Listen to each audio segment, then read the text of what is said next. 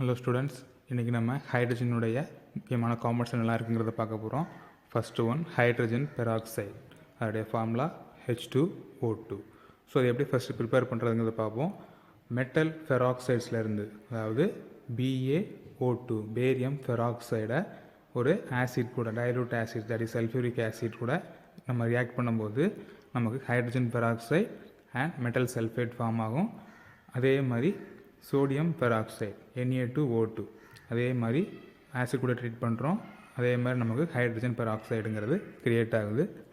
இது laboratory preparation, small ஸ்கேலில் prepare பண்ணுறதுக்கு இதை யூஸ் பண்ணிக்கலாம். இண்டஸ்ட்ரியல் ஸ்கேல்ஸில், அதாவது லார்ஜ் ஸ்கேலாக ப்ரொடியூஸ் பண்ணணும், நிறைய ப்ரொடியூஸ் பண்ணணும் அப்படின்னா அதை எப்படி ப்ரிப்பேர் பண்ணுறாங்கங்கிறத பார்ப்போம். ஸோ ஸ்டார்டிங் மெட்டீரியலாக அவங்க எடுத்துக்கிறது 2-ethyl anthraquinone. ஸோ ஆந்த்ரோகுயினோன்கிறது தான் இது, இந்த ஸ்ட்ரக்சர். அதில் செகண்ட் பொசிஷனில் எத்தில் குரூப் C2H5ங்கிறது சப்ஸ்டியூட் ஆகிருக்கு. அதுதான் 2-ethyl anthraquinone. ஸோ இதை நம்ம அதாவது கேட்டலிஸ்டுடைய ப்ரெசன்ஸில் ஹைட்ரஜனேஷன் பண்ண போகிறோம். ஸோ அப்போ இந்த டபுள் பாண்டட் ஆக்சிஜனில் ஒரு பாண்ட் பிரேக் ஆகி ரெண்டுமே OH குரூப்பாக சப்ஸ்டியூட் ஆகும். அதை ஃபர்தராக ஆக்சிடைஸ் பண்ணும்போது நமக்கு என்ன செய்யும், திருப்பி அதை டீகம்போஸ் ஆகி H2O2 அண்ட் அதே 2-ethyl anthraquinoneங்கிறது ரீக்ரியேட் ஆகும். இந்த ரெண்டுமே ஒன்றோட ஒன்று மிக்ஸ் ஆகாத இம்மிசிபிள் லிக்விட்ஸ். ஸோ அதை நம்ம எப்படி ப்ரிப்பேர் பண்ணிக்கலாம். ஸோ ஆக்வஸ் லேயர், ஆர்கானிக் லேயர்னு தனித்தனியாக பிரிஞ்சிருக்கும். ஸோ அந்த ரெண்டுமே தனித்தனியாக செஞ்சுக்கலாம், செப்பரேட் பண்ணி எடுத்துடலாம். எப்படி ஆயில் அண்ட் வாட்டர் மிக்ஸ் ஆகாதோ அதே மாதிரி ஆக்வஸ் லேயரில் H2O2 இருக்கும், மேலே ஆர்கானிக் லேயரில் இந்த ஆந்த்ரோகுயினோன்கிறது செட்டிலாக இருக்கும். தனித்தனியாக நம்ம என்ன செஞ்சுக்கலாம், செப்பரேட் பண்ணிடலாம். இதில் 40% H2O2 ஆக்வஸ் லேயரில் கலந்துருக்கும். ஓகே, நெக்ஸ்ட் இதோடைய ஃபிசிக்கல் ப்ராப்பர்ட்டிஸை பார்க்க போகிறோம். ஸோ இதுக்கு கலர் கிடையாது, ஆல்மோஸ்ட் கலர்லெஸ். அதாவது சம்டைம்ஸ் நல்லா பார்த்தோம் அப்படின்னா பேல் ப்ளூ கலரில் என்ன செய்யலாம், விசிபிளாக இருக்கலாம். பட் ஆல்மோஸ்ட் கலர்லெஸ்ஸாக தான் தெரியும். And less volatile and more viscous than water. So வாட்டரை விட இதுக்கு விஸ்காசிட்டி வேல்யூ கொஞ்சம் அதிகமாக இருக்கும். அடுத்தாக்கில் 30% சொல்யூஷன், இதுக்கு முன்னாடி ப்ரிப்பேர் பண்ணுறது 40% சொல்யூஷன். அதோடைய 30%-ஐ ரெடியூஸ் பண்ணுறோம். அதுக்கு பேர் தான் மார்க்கெட்டில் என்னென்னா 100 வால்யூம் ஹைட்ரஜன் பெராக்சைடுன்னு சொல்லுவாங்க. இது என்ன மென்ஷன் பண்ணுது அப்படின்னா, இந்த 30% சொல்யூஷன் அது ஸ்டாண்டர்ட் டெம்பரேச்சர் அண்ட் ப்ரெஷரில் 100 ml ஆக்சிஜன் கேஸை என்ன செய்யும், லிபரேட் பண்ணும். ஜஸ்ட் 1 ml இந்த 30% சொல்யூஷன்லேருந்து 100 ml ஆஃப் ஆக்சிஜன் மாலிகூல்ஸ் என்ன செய்யலாம், நம்ம லிபரேட் பண்ண வைக்க முடியும். ஸோ அதுதான் 100 வால்யூம் அப்படின்னு பிராண்ட் நேம் நம்ம பண்ணுறோம். அடுத்தோட கெமிக்கல் ப்ராப்பர்ட்டிஸ் பார்த்தோம் அப்படின்னா இது வந்து ரொம்ப லெஸ் ஸ்டேபிளாக இருக்கும். இது நம்ம ஸ்டோர் பண்ணி வைக்கிறது ரொம்ப கேர்ஃபுல்லாக தான் ஸ்டோர் பண்ணணும். இதை கிளாஸ் பாட்டில்ஸில் ஸ்டோர் பண்ண முடியாது. காரணம் என்ன அப்படின்னா, இது அந்த கிளாஸ் பாட்டில்ஸில் இருக்கிற அல்கலி மெட்டல்ஸ் கூட ரியாக்ட் ஆகி அது என்ன செஞ்சிடும், டீகம்போஸ் ஆகும். எப்படி டீகம்போஸ் ஆகும் அப்படின்னா, H2O2ங்கிறது water, H2O and half O2 என்ன செய்யும்னா டீகம்போஸ் ஆகிக்கிட்டே இருக்கும். ஸோ இதை எப்படி ஸ்டோர் பண்ணுறது அப்படின்னா, பிளாஸ்டிக் கண்டெய்னர்ஸ்லாம் என்ன செய்ய முடியும், ஸ்டோர் பண்ணி வைக்க முடியும்.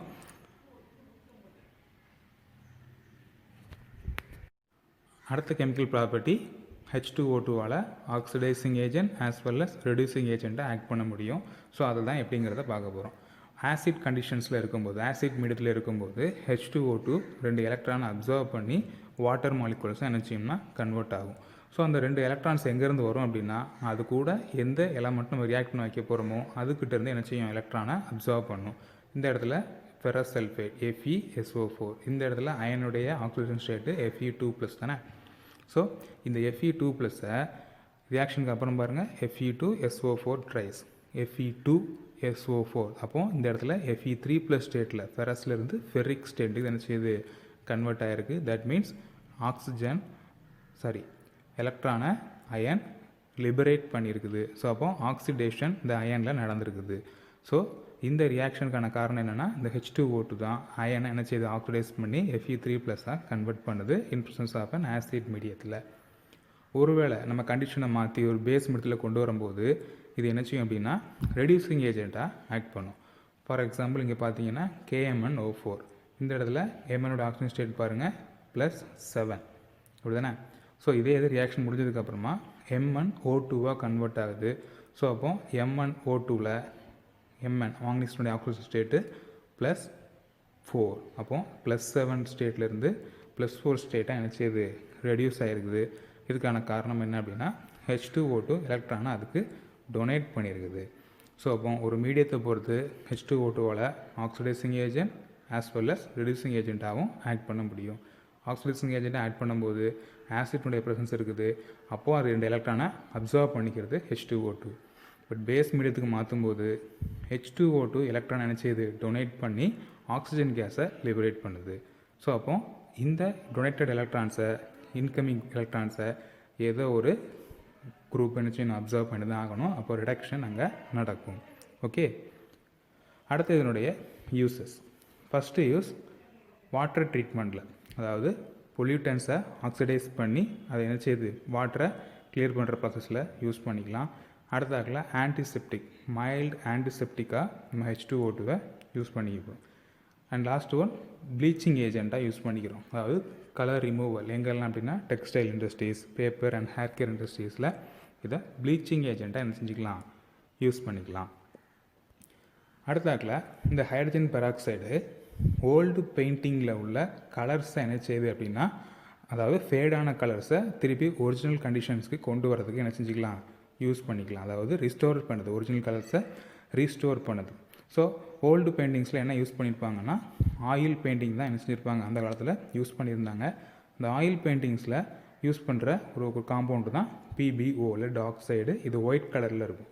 பட் இது டைம் பீரியட் போக போக போக அட்மாஸ்பியரில் இருக்கிற trace amount of H2S hydrogen sulphide கூட ரியாக்ட் ஆகி பிளாக் கலர் என்ன செய்யும் அப்படின்னா கன்வெர்ட் ஆகிட்டே இருக்கும். ஒயிட் கலர் பிக்மெண்ட்டு பிளாக் என்ன செஞ்சிடும், மாறிக்கிட்டே இருக்கும். ஸோ அப்போ நமக்கு ஒரிஜினல் பெயிண்டிங்ஸுடைய கலர் டல் ஆகிட்டே இருக்கும். ஸோ இதை எப்படி ரீஸ்டோர் பண்ணுறாங்க அப்படின்னா, இந்த பெயிண்டிங் மேலே நம்ம என்ன செய்கிறோம், H2O2 சொல்யூஷன்ஸை லேஸாக டிப் பண்ணி எடுக்கும்போது இந்த லெட் சல்ஃபைட் அகைன் என்ன செய்யுது அப்படின்னா லெட் சல்ஃபைடாக கன்வெர்ட் ஆகுது. அப்போது நமக்கு என்ன செய்யுது அப்படின்னா அந்த ஒரிஜினல் கலர் ஒயிட் கலருங்கிறது ரீஸ்டோர் ஆக ஆரம்பிக்குது. ஓகே, அடுத்தாக்கில் இதோடைய ஸ்ட்ரக்சர்ஸ் பார்க்க போகிறோம். So H2O2 gas phase and solid phase, அதாவது 2 டிஃப்ரெண்ட் ஃபிசிக்கல் ஸ்டேட்ஸில் இருக்கும்போது அதோடைய ஸ்ட்ரக்சர்ஸ் எப்படி இருக்குது, ரெண்டுமே மோர் ஓவர் சேமாக தான் இருக்கும். ஜஸ்ட் லைக் ஓப்பன் புக் ஸ்ட்ரக்சர்னு சொல்லுவாங்க. ஸோ ஒரு புக்குடைய பேக் போனாக எடுத்துக்கோங்க. 2 எட்ஜில் வந்து 2 ஆக்சிஜன் ஆட்டம் இருக்குது. அண்ட் புக்கோடைய இந்த எண்டு ஒரு H ஆட்டம், இந்த பக்கத்தில் அதாவது பேஜஸ் பக்கத்தில் இந்த H ஆட்டம், பேக் போனில் ஆக்சிஜன் ஆட்டம் பாண்டிங்கில் இருக்குது. 2 ஆக்சிஜன் ஆட்டம் புக்கோடைய பைண்டிங் பேஜ்னு வச்சுக்கோங்க. ஸோ இந்த எட்ஜில் ஒரு ஹைட்ரஜன் ஆட்டம், அனதர் எட்ஜில் ஒரு ஹைட்ரஜன் ஆட்டம் இருக்குது. இந்த 2 ஆக்சிஜன் ஆட்டத்தினுடைய டிஸ்டன்ஸ் பாண்ட் லென்த் எவ்வளோ அப்படின்னா 1.47 ஆங்ஸ்ட்ராம்.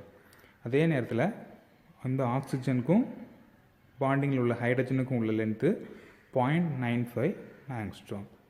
அண்ட் இந்த பாண்ட் ஆங்கிள் ஆக்சிஜன் அண்ட் ஹைட்ரஜனுக்கான பாண்ட் ஆங்கிள் 94.8 டிகிரி. ஓகே, அதே மாதிரி இந்த டோட்டல் இந்த புக்கோடைய book mark paste open book செஞ்சோம்ல அந்த ஆங்கிள் வந்து 111.5 டிகிரி, 111.5 டிகிரி. இது எல்லாமே கேஸ் ஃபேஸில் உள்ள ஸ்ட்ரக்சர். அண்ட் இதில் நம்ம முக்கியமான ப்ராப்பர்ட்டி என்ன பார்க்கலாம் அப்படின்னா, ஸோ இருக்கிறதுலே சின்ன மாலிகூல், அதாவது ஆக்சிஜன் ஆக்சிஜன் அந்த பாண்டானது ரொட்டேட் ஆகிற நேச்சரில் இருக்கும். அந்த ரொட்டேஷன் நடக்கிற சின்ன மாலிகூல் இருக்கிறதுலையே இதுதான். சரியா, சின்ன மாலிகூல்ஸில் ஆக்சிஜன் ஆக்சிஜன் பாண்டிங்கில் ரொட்டேஷன் நடக்கிறதுல ஃபஸ்ட் டைப்பு இதுதான். அதே இது சாலிட் ஃபேஸ்லேயும் அதே ஸ்ட்ரக்சர் தான் இருக்குது. என்ன சின்ன சேஞ்ச் அப்படின்னா, இந்த பாண்ட் ஆங்கிள் 111.5 டிகிரிலேருந்து 90.2 டிகிரி என்ன செய்யுதுன்னா ரெடியூஸ் ஆகுது. இதுக்கான காரணம் தான் ஹைட்ரஜன் பாண்டிங் அப்படிங்கிறது. ஸோ அது என்ன ஹைட்ரஜன் பாண்டிங்கிறத அப்புறமா பார்க்கலாம். மற்ற இதுலேயும் வேறு விதமான பெரிய சேஞ்சஸும் கிடையாது. Okay, solid phase and gas phase ரெண்டுலேயுமே ஓப்பன் புக் ஸ்ட்ரக்சர்ஸ் தான்.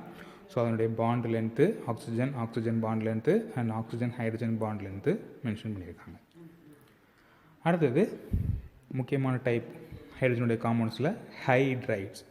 ஸோ ஹைட்ரைட்ஸ்னால் என்ன அப்படின்னா, எலக்ட்ரோ பாசிட்டிவ் எலமெண்ட்ஸ் கூட, அதாவது மெட்டல்ஸ் கூட, எலக்ட்ரோ பாசிட்டிவ் எலமெண்ட்ஸ்னால் மெட்டல்ஸ், அது கூட மெஜாரிட்டி என்ன செய்யும் அப்படின்னா ஹைட்ரஜன் பாண்டிங் மேக் பண்ணும்போது ஹைட்ரஜனுடைய ஸ்டேட் வந்து மைனஸ் ஸ்டேட்டில் இருக்கும், அதாவது நெகட்டிவ் ஆக்சிஜன் ஸ்டேட்ஸில் இருக்கும். அந்த மாதிரியான காம்பவுண்ட்ஸ் தான் என்ன செய்கிறோம் அப்படின்னா ஹைட்ரேட்ஸ்னு அப்படி சொல்கிறோம். ஒரு மெட்டல் மட்டும் இல்லாமல் மல்டிபிள் மெட்டல்ஸ் கூட என்ன செய்யலாம், ஒரே நேரத்தில் ஹைட்ரஜன் 2 டிஃப்ரெண்ட் மெட்டல் கூடயும் கம்பைண்ட் ஆகி நமக்கு என்ன செய்யலாம், ஹைட்ரேட்ஸை ஃபார்ம் பண்ணலாம். அதுக்கு எக்ஸாம்பிள் தான் லித்தியம் அலுமினியம் ஹைட்ரேட் அல்லது lithium boron hydrate, LiPH4 and LiAlH4. Okay, அடுத்து என்னுடைய டைப்ஸ் என்னெல்லாம் இருக்குங்கிறத பார்க்க போகிறோம். First general formula. ஈங்கிறது எந்த எலமெண்ட்டோ அதனுடைய சிம்பிள் நம்ம எடுத்துக்கிட்டு போகிறோம். அடுத்து ஹைட்ரஜன் எத்தனை கவுண்ட்டு அதில் என்ன செஞ்சுருக்குது, ஜாயிண்டாக இருக்குது. ஓகேவா? ஃபஸ்ட்டு என்ன டைப் அப்படின்னா அயனிக் ஹைட்ரேட், அடுத்த type covalent hydrate, and last one நான் ஸ்டாக்கியோமெட்ரிக் ஹைட்ரேட் அல்லது மெட்டாலிக் ஹைட்ரேட்ஸ் நம்ம என்ன செய்ய போகிறோம் இதில் மென்ஷன் பண்ணலாம். ஸோ அயனிக் ஹைட்ரேட்ஸ் அப்படின்னா என்ன, கோவலன்ட் ஹைட்ரேட்ஸ் என்னென்னா ஜஸ்ட்டில் அந்த ஹைட்ரஜனுக்கும் மெட்டல் ஆட்டத்துக்கும் நடுவில் என்ன டைப் ஆஃப் பாண்டிங் இருக்கோ அதை வச்சு தான் நம்ம இப்படி 3 டைப்பாக பிரிக்கிறோம். அயனிக் பாண்ட் இருந்தால் அதுக்கு பேர் அயனிக் ஹைட்ரேட் அல்லது சலைன் ஹைட்ரேட்ஸ்னு சொல்லுவோம். அதாவது இதை நம்ம டிசால்வ் பண்ணும்போது இது அயன்ஸை என்ன செய்து ப்ரொடியூஸ் பண்ணுறது. ஸோ அதனால் அயனிக் ஹைட்ரேட்ஸ் அல்லது இது சால்ட் லைக் நேச்சரில் இருக்கிறதுனால சலைன் ஹைட்ரேட்ஸ் நம்ம சொல்ல போகிறோம். ஸோ ஃபஸ்ட்டு இதை எப்படி ப்ரிப்பேர் பண்ணுறது அப்படின்னா டேரெக்டாக மெட்டல் கூட என்ன செய்கிறோம், ஆட் பண்ண போகிறோம். லித்தியம் ப்ளஸ் ஹைட்ரஜன் சேர்ந்து நமக்கு லித்தியம் ஹைட்ரேட் ஃபார்ம் ஆகுது. ஸோ நம்ம ஒரு 400 டிகிரி செல்சியஸ் ஹீட் பண்ணும்போது நமக்கு இந்த மாதிரியான கிறிஸ்டலைன் சாலிட்ஸு நமக்கு என்ன செய்யும், ஃபார்ம் ஆகும். அண்ட் இதோடைய மெல்ட்டிங் பாயிண்ட்லாம் ரொம்ப அதிகமாக இருக்கும். அண்ட் இதில் எக்ஸப்ட் பெரிலியத்தை தவிர்த்து மற்ற எல்லா அல்கலி அண்ட் அல்கலைன் எர்த் மெட்டல்ஸும் என்ன செய்யுது அப்படின்னா அயனிக் ஹைட்ரேட்ஸை என்ன செய்யுது, ஃபார்ம் பண்ணுது. சரியா? ஸோ லித்தியம்ங்கிற எலமெண்ட்டிலேருந்து அயன்ஸ் வந்து அதாவது எலக்ட்ரான்ஸ் வந்து ஹைட்ரஜனுக்கு ஷிஃப்ட் ஆகுது. அப்போ ஹெச் மைனஸாக மாறிடும், LiH லித்தியம் ஹைட்ரேட் நமக்கு ஃபார்ம் ஆகும். அடுத்தது covalent hydrates or molecular hydrates.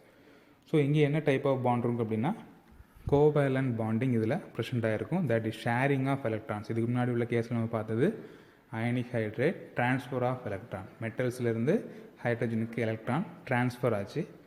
இந்த கேஸில் எலக்ட்ரான்ஸு 2 எலமெண்ட் நடுவில் ஹைட்ரஜன்ஸ்க்கும் அதோட பாண்டிங்கில் வர எலமெண்ட் நடுவில் எலக்ட்ரான்ஸ் வந்து ஷேர் ஆகும். Not transfer, sharing of electrons என்ன செய்யும் இங்கே நடக்க ஆரம்பிக்கும். ஸோ இங்கே வந்து மெட்டல்ஸ் கூட மட்டும் இல்லாமல் நான் மெட்டல்ஸ் கூட என்ன செய்யலாம், ஹைட்ரஜன்ஸ் கம்பைண்ட் ஆகி ஹைட்ரேட்ஸை என்ன செய்யலாம், ஃபார்ம் பண்ணலாம். ஸோ அதுக்கு எக்ஸாம்பிள்ஸ் தான் இங்கே பார்க்க வரோம். ஸோ ஃபஸ்ட்டு நான் மெட்டல்ஸ்க்கு என்னெல்லாம் எக்ஸாம்பிள்ஸ் இருக்குன்னா மீத்தேன் CH4, இதில் கார்பன்ஸ் நான் மெட்டல் அது ஹைட்ரஜனோட சேர்ந்து மீத்தேனை ஃபார்ம் பண்ணுது. It's a covalent bond. Carbon ஹைட்ரஜனோட உள்ள பாண்டு கோவலன்ட் பாண்ட். ஸோ அதனால் இது ஒரு கோவலன்ட் ஹைட்ரேட்.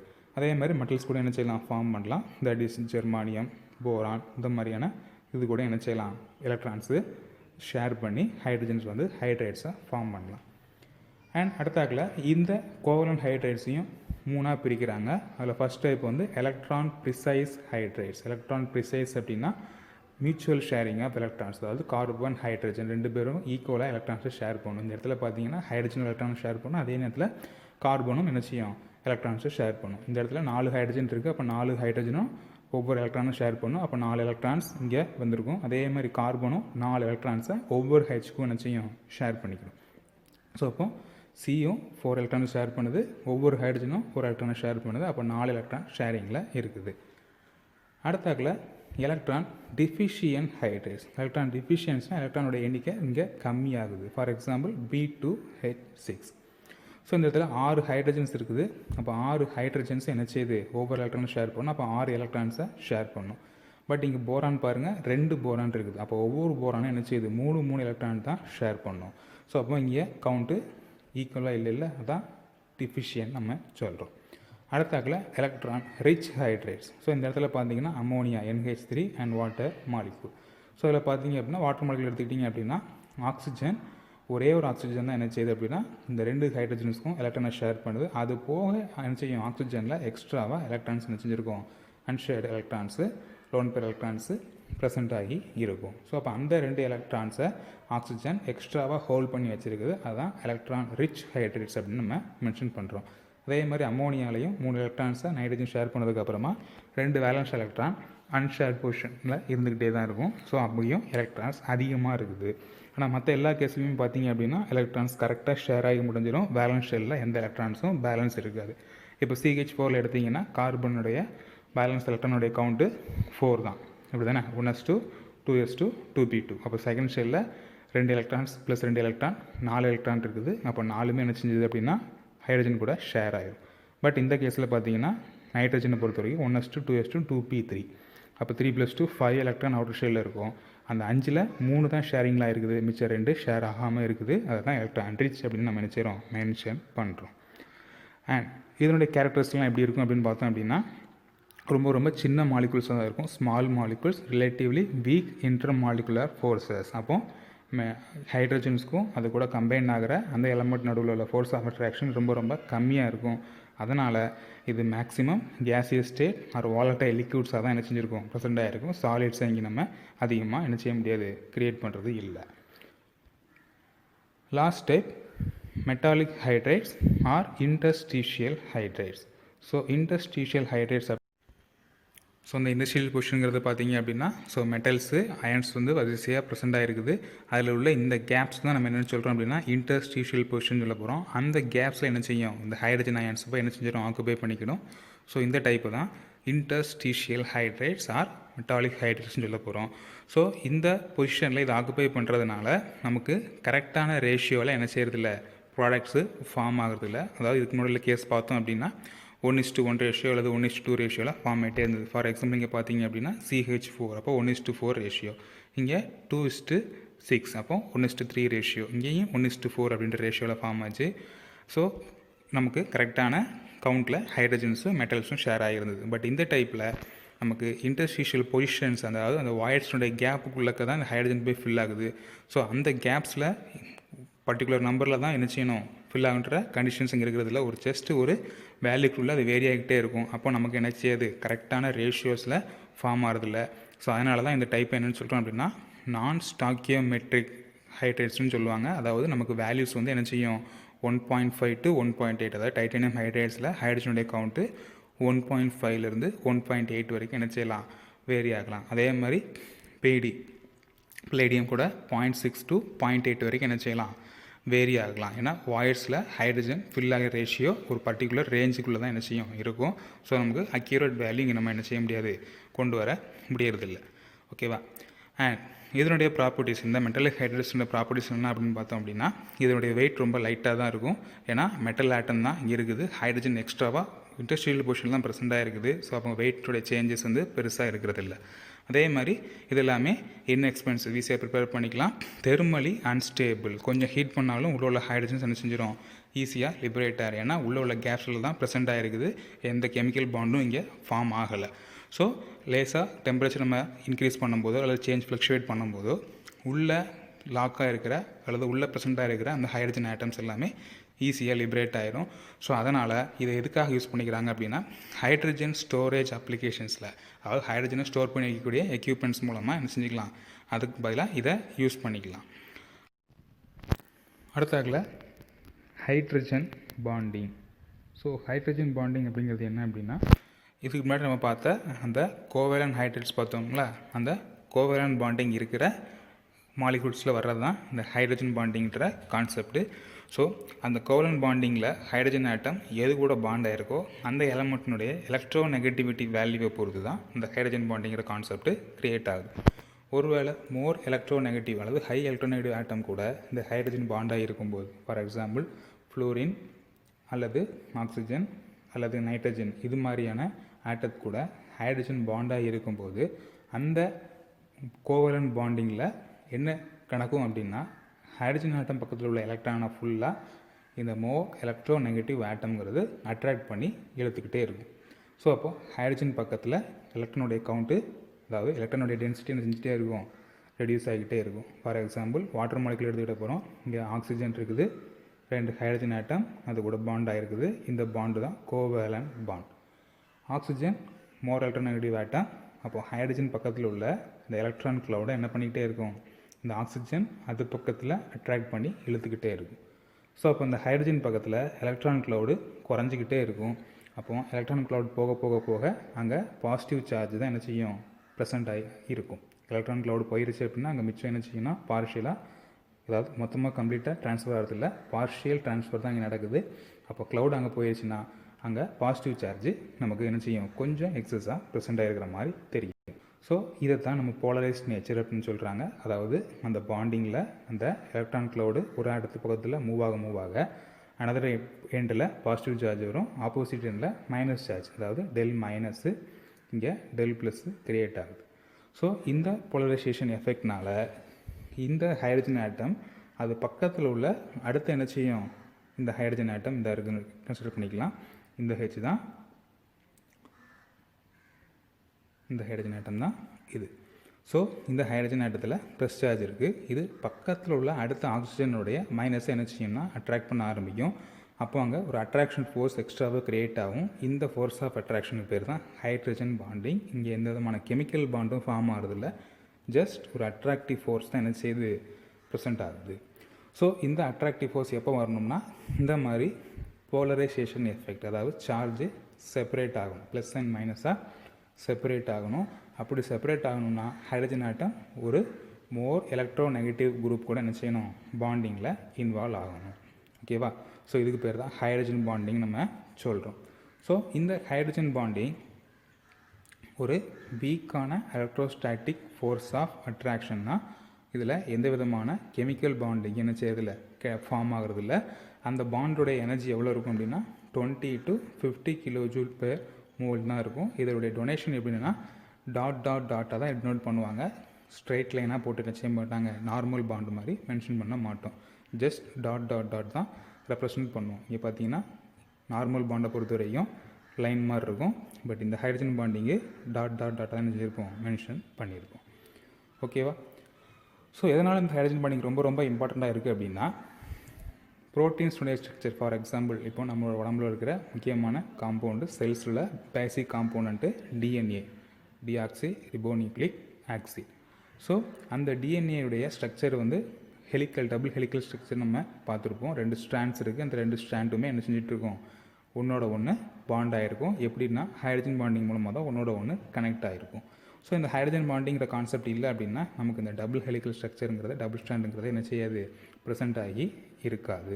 ஸோ ஒரு டிஎன்ஏடைய ஸ்ட்ரக்சர்லேருந்து வாட்டர் மாலிகூல் லிக்விட் ஸ்டேட்டில் இருக்குது அண்ட் சாலிட் ஃபார்முக்கும் மாறுதுன்னா எல்லாத்துக்குமே காரணம் என்ன அப்படின்னா ஹைட்ரஜன் பாண்டிங் தான். ஓகேவா? ஸோ அந்த ஹைட்ரஜன் பாண்டிங்கில் என்னென்ன டைப்ஸ்லாம் இருக்குது, அதை எப்படி நம்ம கிளாஸிஃபை பண்ண போகிறோங்கிறத பார்க்க போகிறோம். ஸோ ஃபர்ஸ்ட், இந்த ஹைட்ரஜன் பாண்டிங் வந்து ரொம்ப ரொம்ப வீக்கானது தான். எதை விட அப்படின்னா கோவலன் காம்பவுண்ட்ஸ், அதை விட ரொம்ப ரொம்ப வீக்கான ஃபோர்ஸ் ஆஃப் அட்ராக்ஷன் தான் இங்கே இருக்கும். அதாவது லெஸ் தேன் 100 kJ, அதாவது கோவலன் பாண்டிங் 100 kJ விட அதிகமாக இருக்கும். ஆனால் வாண்டர்வால்ஸ் ஃபோர்ஸ் ஆஃப் அட்ராக்ஷன் அதை விட அதிகமான ஸ்ட்ரென்த்து இதில் இருக்குது. அதாவது வாண்டர்வால் ஃபோர்ஸுக்கு இருக்கிறதுலே அதிகபட்சம் 20 kJ per mole தான் எனர்ஜி இருக்குது. பட் இங்கே 20 to 50 வரைக்கும் வரும். அப்போ வாண்டர்வால்ஸை விட அதிகமாக இருக்கும் இங்கே ஃபோர்ஸ் ஆஃப் அட்ராக்ஷன். அதே நேரத்தில் கோவலன் பாண்டிங்கோட கம்மியாக இருக்கும். ஓகேவா? அண்ட் இந்த ஹைட்ரஜன் பாண்டிங் தான் ஏற்கனவே நம்ம சொன்ன மாதிரி high boiling point of water இருக்கும், மிசிபிலிட்டி ஆஃப் லிக்விட்ஸ், அதாவது வாட்டர் கூட மற்ற காம்பவுண்ட்ஸ் மிக்ஸ் ஆகிறதுக்கு, அதாவது நிறைய வாட்டரில் யூனிவர்சல் நம்ம சால்வெண்ட்டாக சொல்கிறதுக்கான காரணம் நிறைய சொல்யூட்ஸை அதுக்கு டிசால்வ் பண்ணுற எபிலிட்டி இருக்குது. அந்தக்கான காரணமும் இந்த ஹைட்ரஜன் பாண்டிங் தான். ஓகேவா? அது மட்டும் இல்லாமல் சர்ஃபேஸ் டென்ஷன், டென்சிட்டி, விஸ்காசிட்டி, இந்த மாதிரி நிறைய ஃபிசிக்கல் பேராமீட்டர்ஸ்க்கான காரணமும் இந்த ஹைட்ரஜன் பாண்டிங் தான். ஓகே?